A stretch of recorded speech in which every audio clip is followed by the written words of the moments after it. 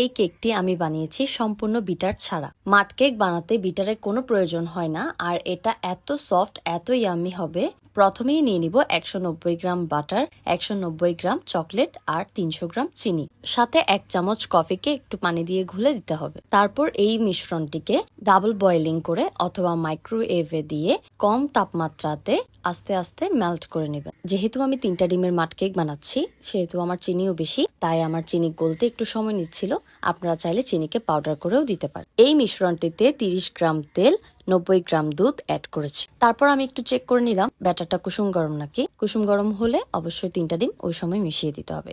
ডিমগুলোকে ভালো করে মিশ্রণের সাথে মিশিয়ে নিতে হবে। এবার ওভেনকে প্রিহিটেড করতে হবে 10 মিনিটের জন্য 150 তাপমাত্রায়, উপরে নিচে হিট দিতে হবে।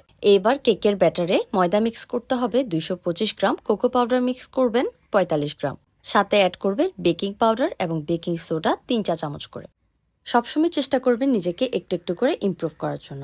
আমি অনেকবার মাড কেক বানিয়েছি, আমার প্রথমবার বেশি ভালো না হলেও সেকেন্ড বার সামান্য হলে, আর থার্ড টাইমে অনেক ভালো হয়েছে। তাই নিজেকে ইমপ্রুভ করলে অনেক ভালো করে সবকিছু আয়ত্ত করা যায়। আর আপনাদের সাপোর্ট তো আছেই।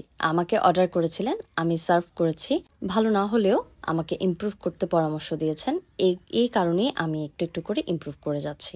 আপনারা চাইলে স্কোয়ার অথবা রাউন্ড শেপ অথবা চ্যাপ্টা করেও কেকটা নিতে পারেন, কিন্তু আমার হাইট কেক প্রয়োজন ছিল, সেজন্য আমি 5 ইঞ্চি 2টা মোল্ড নিয়েছি। 50 মিনিট মতো সময় লেগেছে এই কেকটি বেক হতে।